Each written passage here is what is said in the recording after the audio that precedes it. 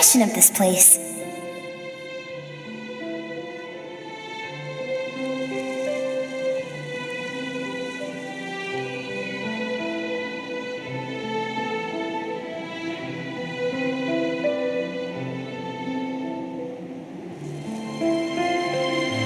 Oh, you noticed. This river represents Skirk's strength. Strength accumulates over time. It is the summation of a person's lived experience. So this river is where all the fragments of Skirk's life should converge into a single stream of memories and emotions, flowing forward as one. But as you can see, this river has been severed numerous times. It's because Skirk doesn't like who she was in the past. When all she sees reflected in the river is a disgraceful shadow of who she was, she cuts through water and rock with the sword of reason, severs her connection with the past, and begins anew.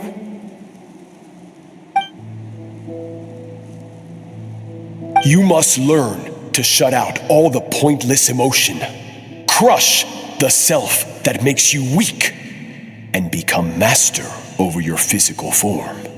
This isn't my first taste of failure or losing power. When you fall, you get back up again and become stronger. That's how it is.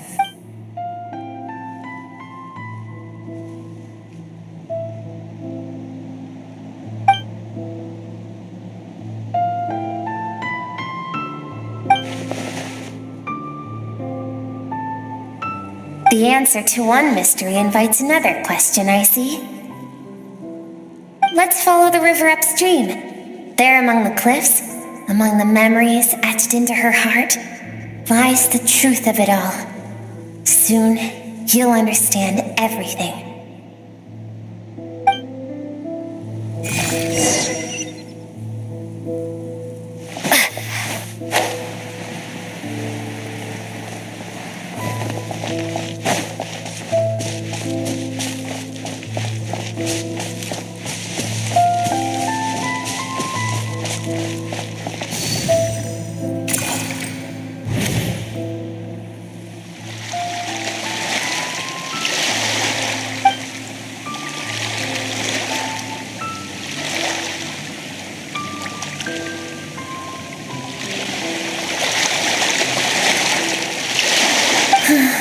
I've always liked meteors. You both made a journey through the stars. Both travelers who have landed on a planet that is not your home. Yet, when she first noticed your presence, although she hesitated for a moment, she still chose to walk away, indifferent as ever.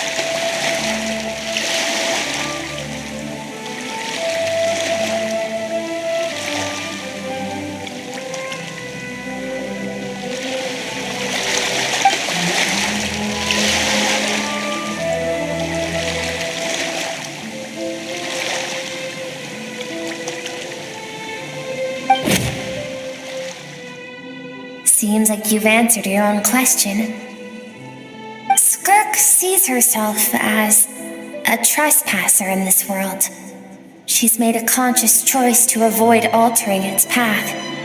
But the reason for that decision stems from events much earlier on in her life. Let's keep going. It's still a long way to the source of the river.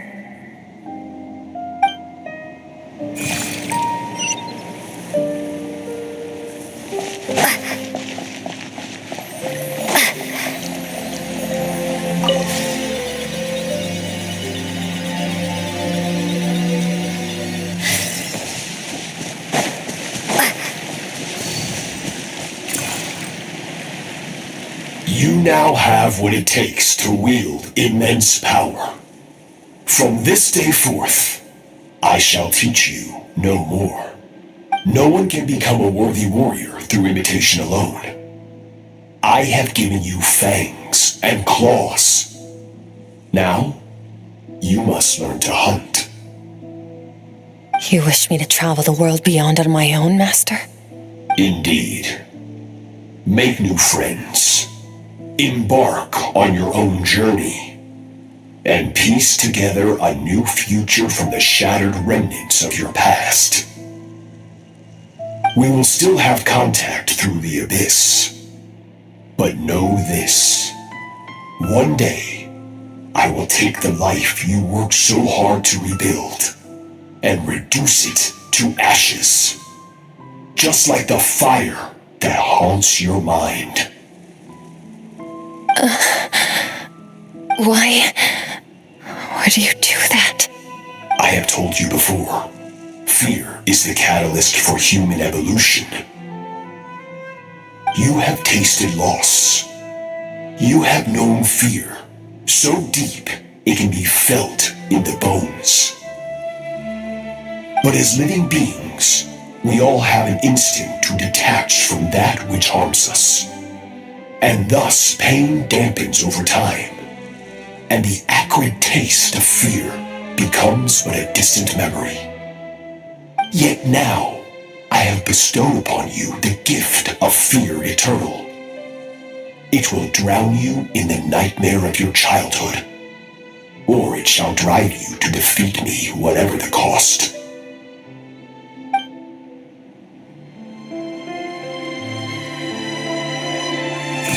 That is what Skirk's master, the foul Sertologi, looked like at one point in time.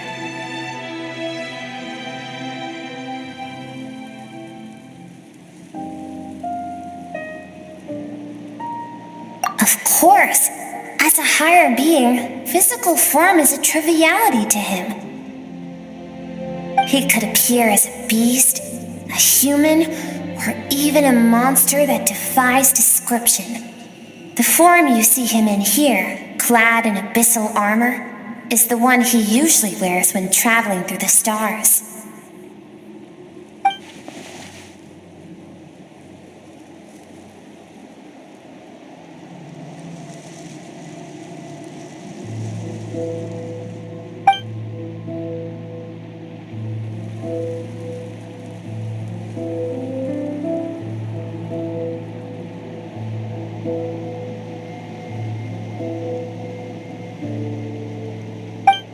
For certain reasons, I need to bridge the power gap between me and my master as quickly as possible. But first, I need to understand the source of his strength. To do that, I need to follow in his footsteps, walk the path he once walked, and somewhere along the way, I'll find out how to defeat him. That is my sole focus and purpose.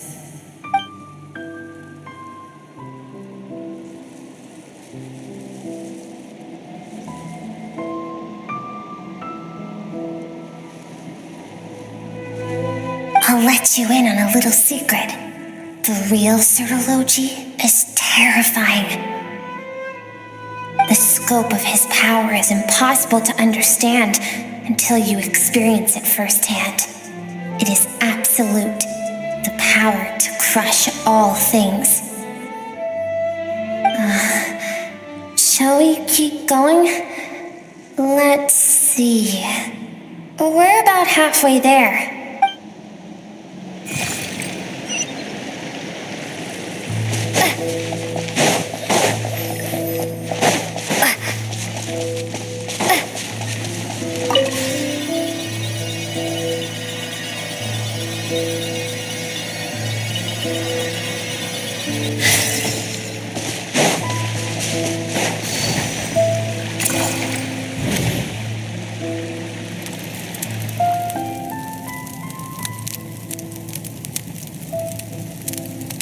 We've made it quite a ways already. This is Skirk, when she first began training under Sertologi. I have set your broken wrist. Tomorrow, you're to train twice as hard. No tears this time. Good. Attempting to garner sympathy through tears is a habit of the weak. A pitiful, useless ploy. Can I ask a question, Master? Why did you save me? I keep thinking, maybe it would be better if I had died. I wouldn't be haunted by that fire all the time. I wouldn't have to go on like this. I saved you because I have a plan for you. It has been too long since I fought a battle that demanded my full strength, and I hunger for it. Every so-called genius and prodigy I have faced has crumbled like sand underfoot. Before me, even fate bends the knee. So, I will teach you everything I know, train you by whatever means necessary, in the hope that one day you might surprise me.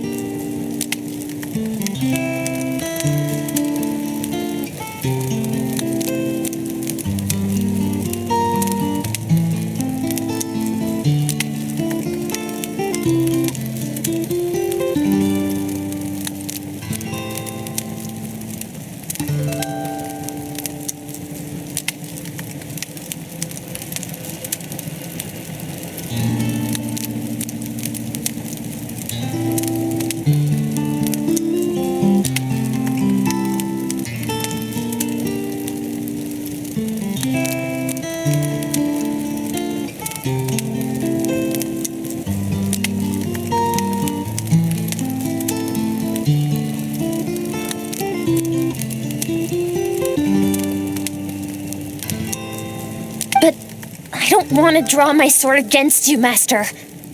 What you want matters little. Among the boundless sea of stars, the cries of the weak are but faint murmurs that disappear into the void. You of all people know that well. Yes, Master. From that day forward, all she knew was after some time, her talent bloomed, and she gained control over her emotions, like her master. How should I put it? It was not that human emotion disappeared from her heart, but that reason came to dictate all she was allowed to feel. I suppose it was at this point that she became the Skirk you know today.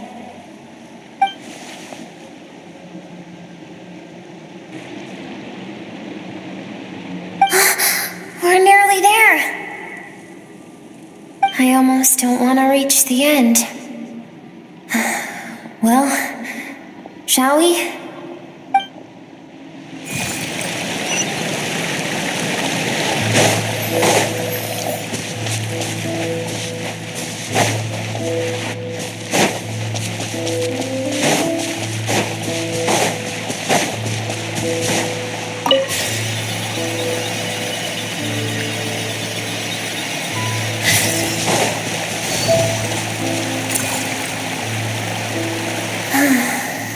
These are Skirk's happiest memories.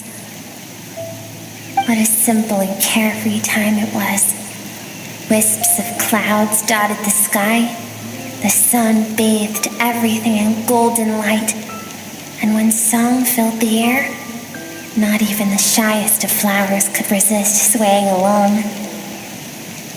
This is Skirk's homeland. She was so curious about everything as a child, always skipping school to go exploring instead. There was so much to discover. The treasures at the bottom of the sea, the secrets beyond the stars, and that merchant ship packed with adults wearing those strange clothes. Yes, the ship. That was the beginning of the end. It was a spaceship. When it arrived, the people that disembarked wore smiles on their faces and spoke of friendship. They claimed to be merchants from a neighboring planet, looking to establish trade. Skirk's parents, her relatives, her neighbors, everyone welcomed the newcomers with open arms and allowed them to explore the planet. To them, the visitors were guests and should be treated with hospitality. No one had any idea of what was to come. Several months later, an army of unknown origin arrived without warning and carried out a ruthless campaign to destroy everything and everyone on the planet. Skirk had skipped school that day, like so many times before, so she was not caught in the immediate wave of destruction. But when she came home that day, only fire and ruin awaited her. Countless people cried out to her for help.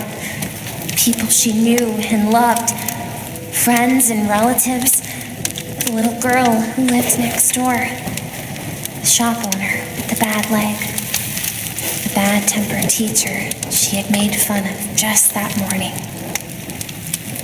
Their lives were discarded like worthless trash as the fire consumed one life after another. Skirk was helpless. All she could do was run. And so she did. She kept running until an unexpected figure crossed her path.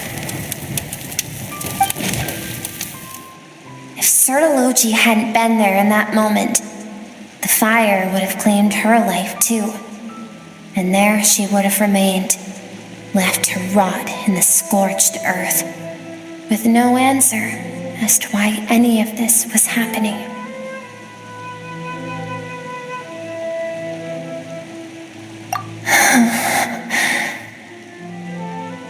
Because she and her people were seen as a threat. As the initial merchant ship explored the planet, they discovered that it hadn't always had the condition to support life. Yet there was evidence of human activity, even during the periods of extreme heat or cold in the past. Further research revealed that, over time, the people of this planet had evolved the ability to adapt to any type of environment or energy source. For that reason, the outsiders viewed them as potential threat and decided to eliminate them before the threat could rear its head. And so, the army was called, and the so-called danger was wiped from the face of the planet.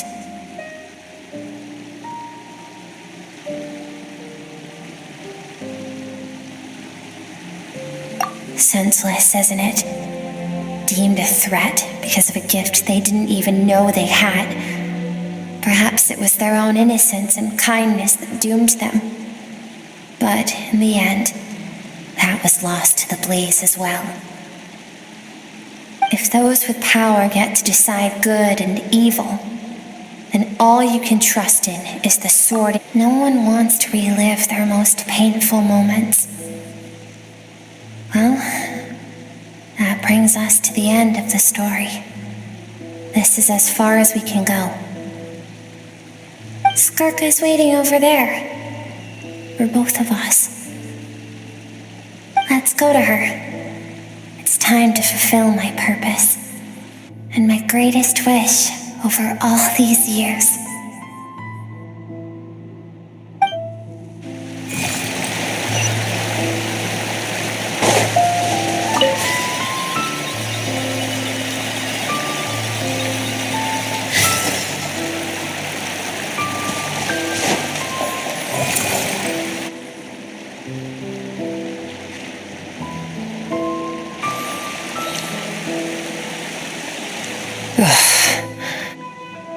So all this, just so you could bring her here?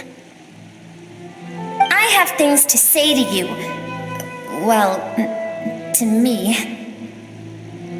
I want someone to witness our reconciliation, even if it takes an argument to get there. And she is the best choice in this moment.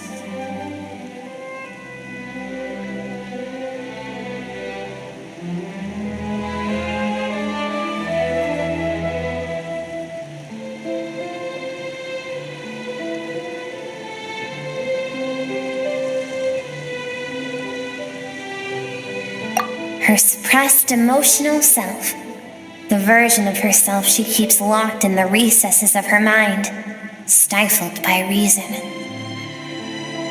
All those rejected impulses, those discarded aspects of your past selves, they are a part of me now. I am who you used to be, someone you have refused to face for too long. So, I came to face you instead. You're wrong. I have faced you all along, and that's exactly why I keep you locked here. Your existence makes me weak. Moments of joy and longing are when we are most vulnerable.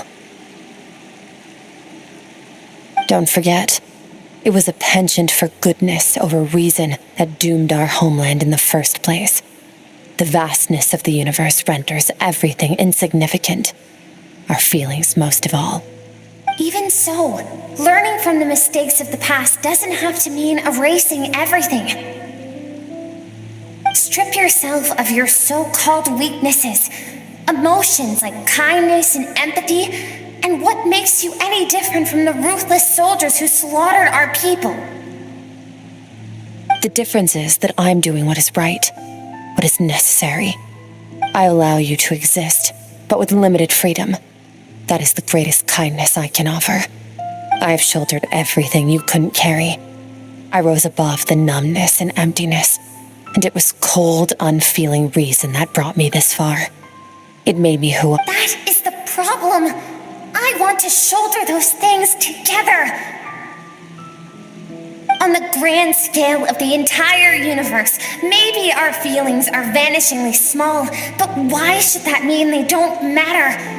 Emotion gives warmth to the cold expanse of space. It gives meaning to the world around us.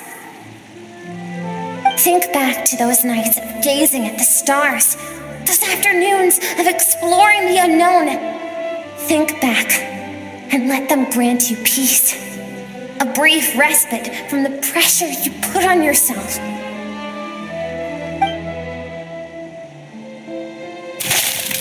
That isn't what we need. Exactly what we need. Aren't you curious about why recovering your strength has taken longer than normal this time? Finally, you get to the important part. That is the only answer I came here to find. And look around. Look at your inner world. You cast aside your dreams and curiosity, and in doing so, you lost your original motivation. You severed all connection to who you used to be, so you can no longer draw strength from your past. Now, the only things driving you forward are fear and survivor's guilt. But these cannot take you far enough. And so, this river, the source of your strength, grows more polluted by the day. And you think that means I should seek help from a weak little thing like you?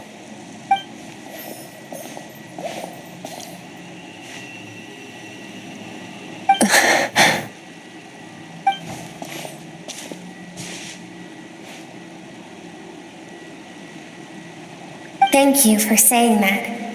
I knew bringing you here would be the right choice. To be honest, I'm not here to argue with you. This isn't about who's right or wrong. And in fact, I agree that in order to make it through the wake of that tragedy, we had to distance ourselves from the pain through reason over emotion. But what is right at one point in time isn't always right forever.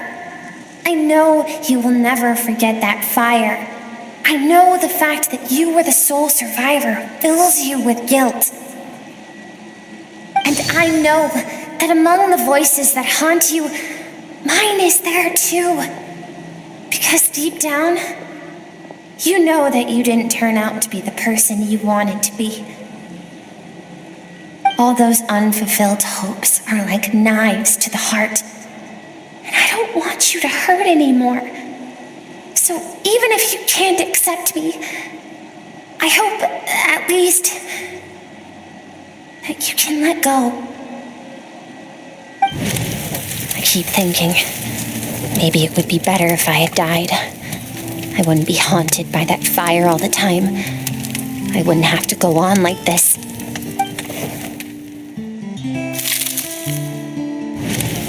Your dad and I, we're not afraid to stare death in the face, but we need you to survive.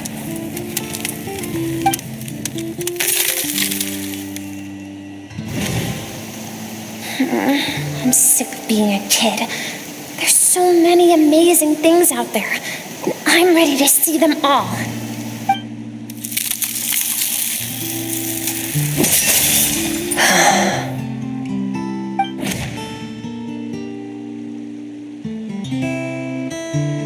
I remember. There was a song Mom and Dad always sang when we went out to fetch water. Dancing water. The sand along your path is begging for your song and movement. Will you carry this burden with you on your journey? I am not the dancing water, and you are not the burdensome sand. But if this is your wish, then I will carry you with me until the end. Thank you. I should be thanking you.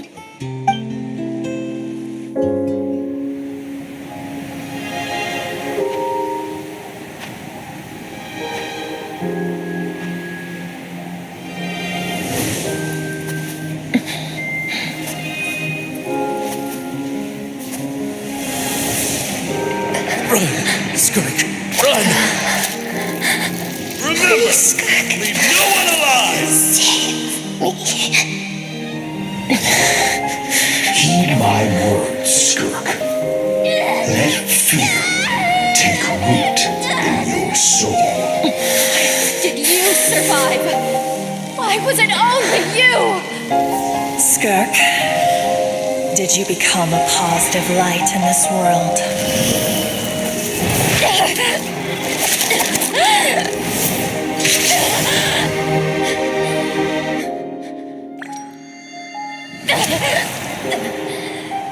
Hey, this doesn't have to be the end.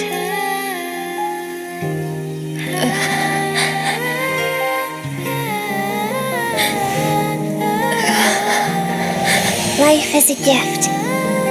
Don't let darkness claim it.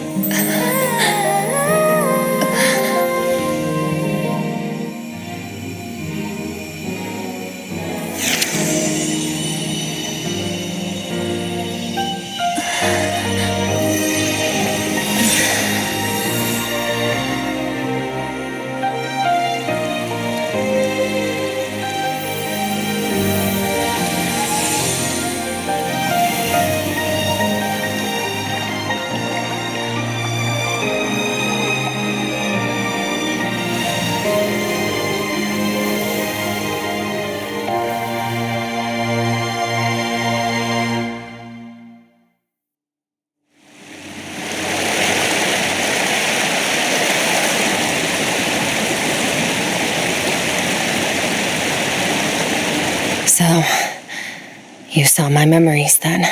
I once asked my master if survival of the strongest was the law of the universe.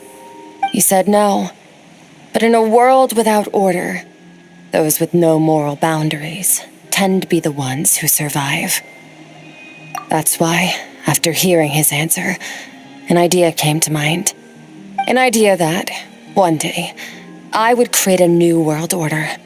One in which there would never be another tragedy like that fire. One in which power was not the law of the land. But that means I must defeat him, Because my master, Sertologi, is, at the core, a defier of all rules and order. Yes, and not just because of the gap in our abilities, but also because I have no reason to see him as an enemy. Although his decision to train me was not made out of kindness, he did everything a master should. He saved my life, taught me the sword and the principles of strength, and for that, I respect him. I know, and it's not something I want, but Master never goes back on his word. I have to treat everything he says as a promise. He's no longer into that, but he sends me messages through the abyss every now and then. Most of them are simple greetings, or an answer to one of my questions. Every time I hear from him, my heart skips a beat. And I wonder if this is the moment where he'll finally appear before me and tear down everything I've built to pieces. Maybe that means I do live in eternal fear, just like he said. Yes, I respect him, but I'm also afraid of him. And for that reason, the pursuit of strength consumes every moment of my life. I don't know what Master has planned, but I have to be ready.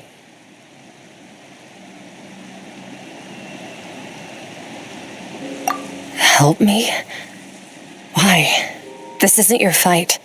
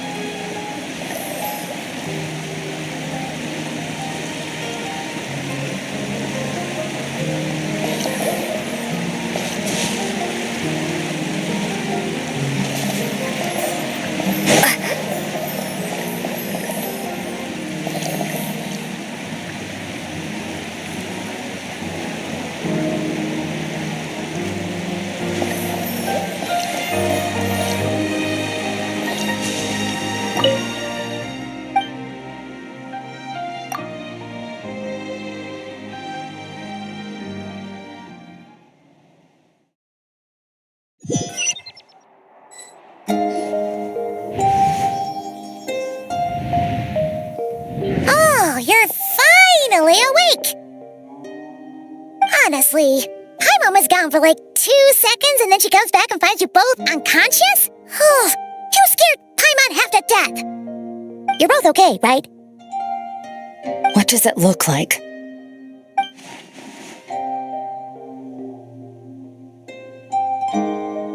Only water from the source can cleanse the rot and filth that flows from the past into the future. I taught you to incorporate the experiences from your journey into how you fight. I suppose what happened today will become an inseparable part of who I am. Okay, so Paimon feels like she's missing some important context. But whatever. Paimon brought back tons of delicious snacks! Let's dig in!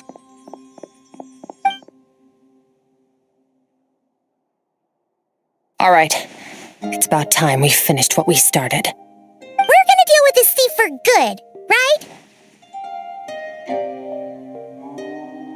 This time, I'm not going to tell you to hold back. But having digested even more power in the meantime, he's going to be tougher than before. The good news is, we have no reason to pull our punches this time. So, let's go. Same place as last time.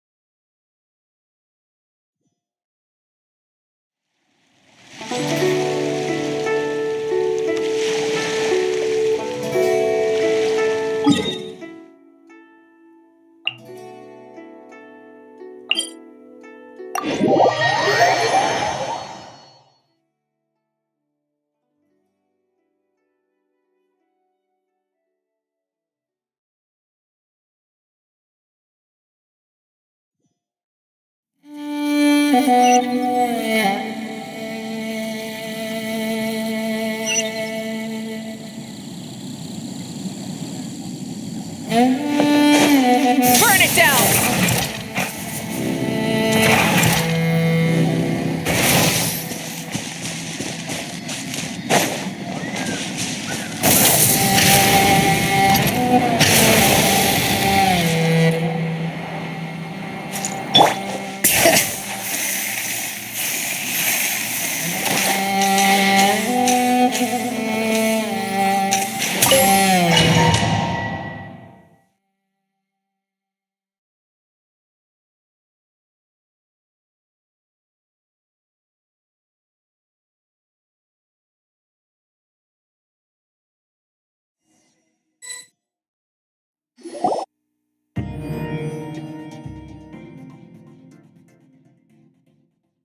The fog is gone!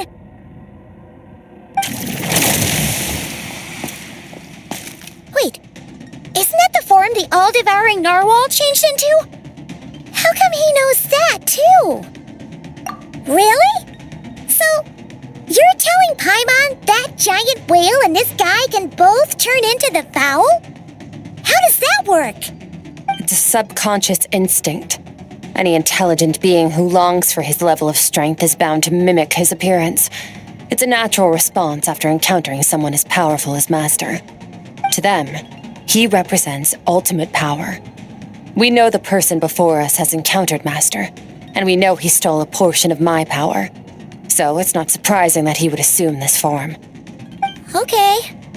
Oh, the closer Paimon looks, the more intimidating it gets. Nervalette isn't here this time, so it's up to us. He won't have the nerve to steal again after we're done with him. Let's teach this guy a lesson.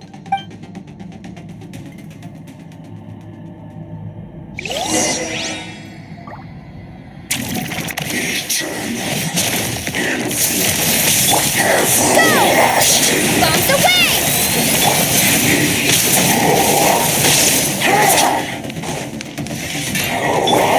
Water jet!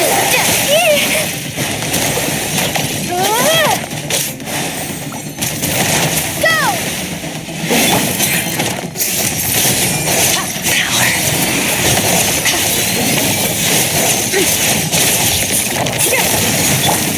Water jet!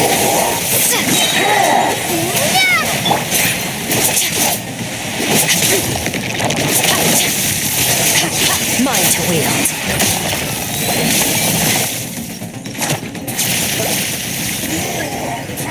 Haven't forgotten your training, I hope. Ha! Ha! Water jet!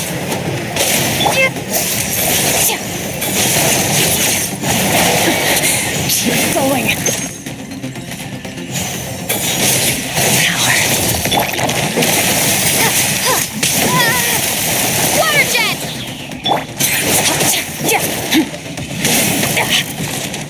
Extinguish.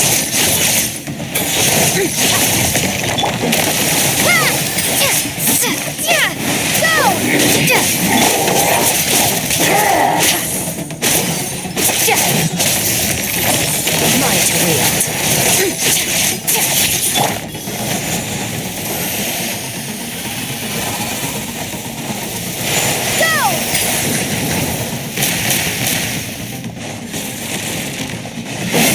Water jet! Bombs away! Surge.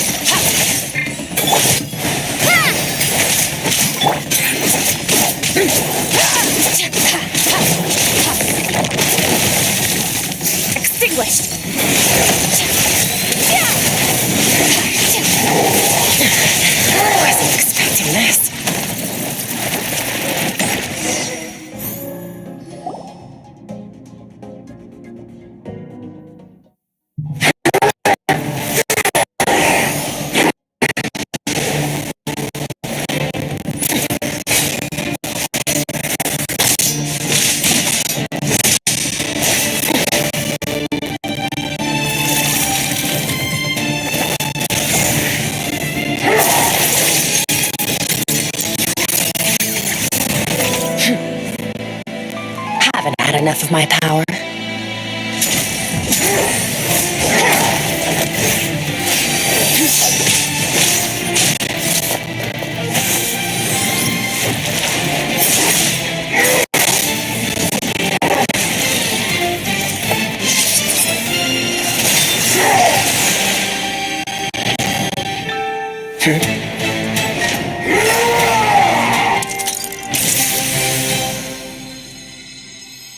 Well then, let's see how much more of this power you can handle.